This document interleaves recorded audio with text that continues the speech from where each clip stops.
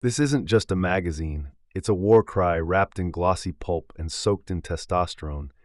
The June 1987 issue of Wrestling Scene is a grease-slicked altar to the gods of suplex and sweat, a sacred relic from a time when men were monsters, blood was currency, and every page screamed like it was main-eventing the Omni.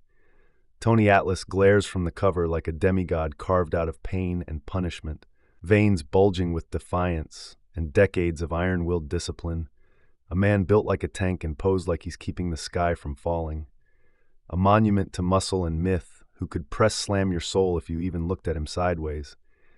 And the second you open the magazine, it grabs your face and screams, "This is wrestling!" Because from the jump, you're hit with ads for reflective sunglasses featuring your astrological sign. Because apparently, in 1987, it wasn't enough to drop an elbow. You had to do it while channeling the raw power of Scorpio energy. And just past that sensory overload is the roll call of madmen responsible for this visual scripture. George Napolitano, the god of the bloodshot lens, and Richard Gilbert, editorial sorcerer, shaping storylines with typewriters and cosmic fumes, all leading to the first major punch. The rankings, a sacred scroll of stats and origins and inflated weights, listing the living legends of 3 continents and 10 federations, from WWF to AWA to WWC, where champions wear gold, like warriors wear scars. Hulk Hogan reigns supreme in Venice Beach glory. Randy Savage grinds his teeth in second place. Andre the Giant looms like a boulder rolled into the squared circle. And over in AWA, Nick Bockwinkel sits smugly on the throne like a villain from a soap opera with a Harvard vocabulary and a chinlock that could stop time. Then you drop down into the WWC trenches, where Carlos Colón is fighting not just challengers but actual monsters. Namely, Abdullah the Butcher, who looks like he crawled out of a nightmare, holding a fork and a grudge against every vein in your forehead. And then the page flips, and you're elbowed by the top 20 list.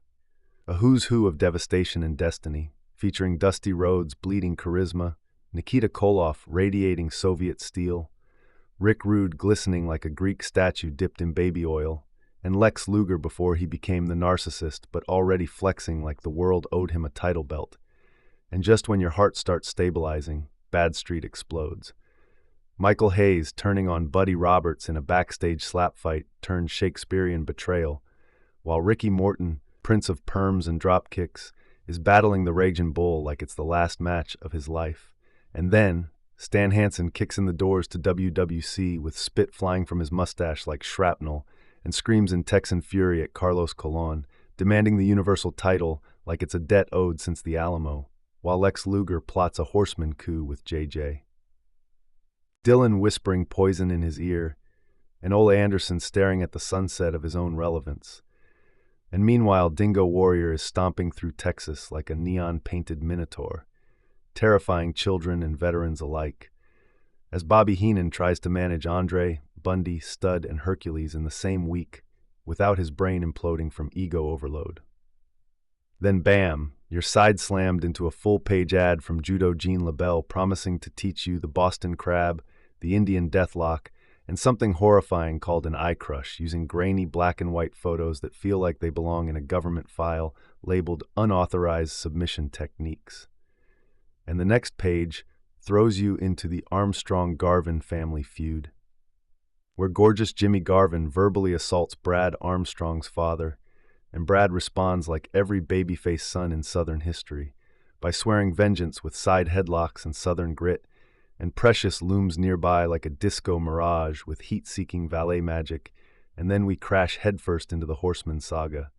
Barry Windham, all boots and honor, waging war against Ric Flair's empire of designer violence, while Arn Anderson volunteers as the enforcer sent to break Barry's body and spirit before the Nature Boy loses the belt and the illusion.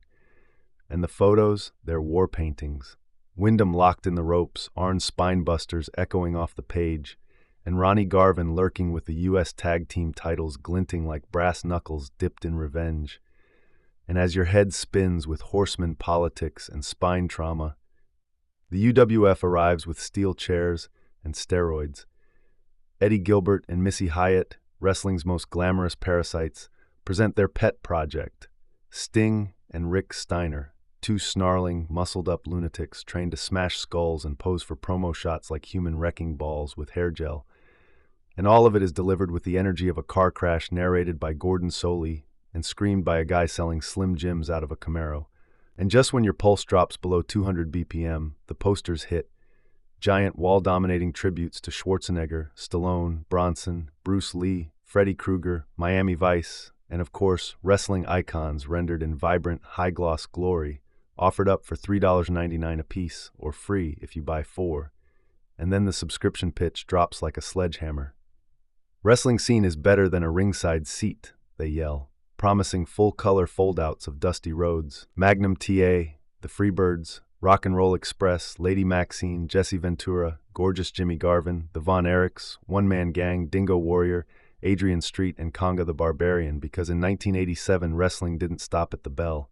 It kicked your door in and took over your bedroom wall. And the final pages are just a fireworks show of names and rivalries, a holy choir of forgotten gods and eternal legends. A back-issue checklist that reads like a Hall of Fame and mental breakdown rolled into one. And by the time you slam the cover shut, your hands are shaking, your shirt is soaked, and your brain is screaming with joy and nostalgia, and the overwhelming realization that Wrestling Scene wasn't a magazine. It was the unfiltered, unrelenting, glorious embodiment of professional wrestling at its wildest, weirdest, and most wonderful peak. And if you didn't live it, if you didn't bleed a little reading it, you missed something sacred.